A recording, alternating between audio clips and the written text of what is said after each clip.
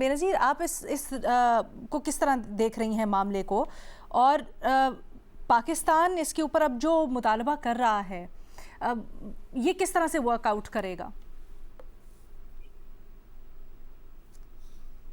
علینا، میرے پاس تو کوئی سلوشنز نہیں ہے. یہ بہت ہی ایک کمپلیکیٹڈ سچویشن ہے.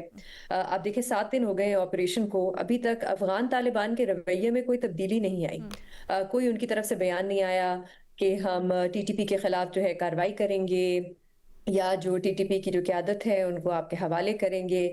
اس کے بعد جو دوسرا آپشن ہوتا ہے، جو ہم نے پہلے بھی استعمال کیا ہے، وہ ہے کہ انٹرنیشنل جو دوسرے ممالک ہیں ان کے ذریعے ہم میڈیشن کریں.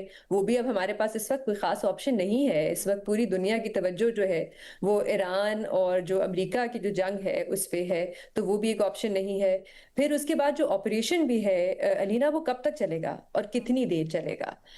ابھی دنیا میں جیسے قطر کے جو منسٹر آف انرجی ہیں وہ کہہ رہے تھے کہ پوری دنیا کی جو معیشت ہے اس کو نقصان ہونے جا رہا ہے جنگ کی وجہ سے، جو ایران اور امریکہ کی ہے. تو ہم کتنی دیر آپریشن چلائیں گے؟ کبھی نہ کبھی تو آپریشن بند ہوگا. اس کے بعد کیا ہوگا؟ کیا دہشت گردی کے واقعات جو ہیں وہ ملک میں بڑھ جائیں گے؟ اس کا ہمارے لیے کیا ہماری اسٹریٹجی ہے؟ مجھے جیسے اعزاز بھی کہہ رہے تھے، مجھے اینڈ گول نہیں پتا ہمارا کیا ہے. اس لیے بڑا کہنا مشکل ہے کہ ہم حاصل کیسے کریں گے جو بھی ہم حاصل کرنا چاہ رہے ہیں. ہمارا اینڈ گول کیا ہے؟ کیا ہمیں ایٹ سم پوائنٹ بات چیت دوبارہ شروع کرنی پڑے گی؟ بات چیت کریں گے تو کس بات پہ کریں گے؟ کیونکہ اس وقت تک تو افغان طالبان جو ہیں ان کے رویے میں کوئی تبدیلی نہیں آئی.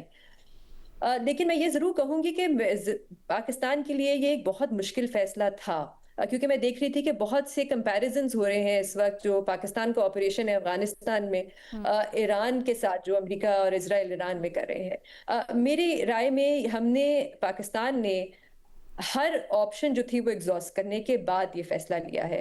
ہم نے بائیلیٹرلی بھی ان سے بات کر کے دیکھ لی، ہم نے دوسرے ممالک کے ذریعے بھی ان سے بات کر کے دیکھ لی، کوئی فرق نہیں پڑا.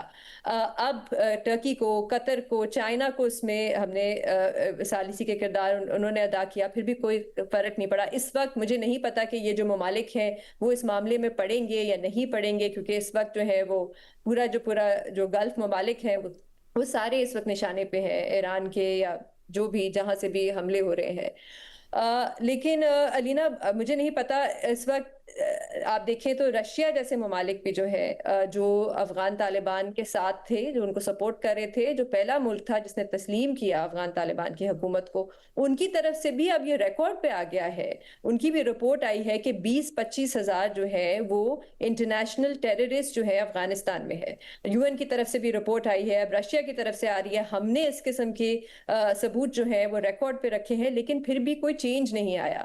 تو مجھے نہیں پتا یہ آپریشن کتنی دیر چلے گا یا اس کا کیا حل ہے. ایک بات میں ضرور کہوں گی، آج یو این کی طرف سے ایک رپورٹ آئی ہے جس میں، کیونکہ جب جنگیں ہوتی ہیں بڑا مشکل ہوتا ہے ویریفائی کرنا کہ کون صحیح کہہ رہا ہے، کون جھوٹ بول رہا ہے، جو کیجولٹی نمبرز ہیں وہ صحیح ہیں یا نہیں ہے. یو این نے ویریفائی کیا ہے اور وہ ریکارڈ پہ لائے ہیں کہ جب سے یہ آپریشن شروع ہوا ہے افغانستان میں کوئی 60,000 سے زیادہ لوگ جو ہیں وہ بے گھر ہو گئے ہیں، اور وہاں پہ کافی سویلین کیجولٹیز بھی ہوئی ہیں جس میں زیادہ تر خواتین اور بچے ہیں. تو میں تو صرف یہی کہوں گی، یا میری اپیل ہوگی کہ جو بھی ہم آپریشن کر رہے ہیں، جو بھی سرجیکل سٹرائکس کر رہے ہیں، ٹارگیٹڈ آپریشن کر رہے ہیں، ہماری پوری کوشش ہونی چاہیے کہ سویلین کیجولٹیز نہ ہو اور سویلینز کو نشانہ نہ بنایا جائے.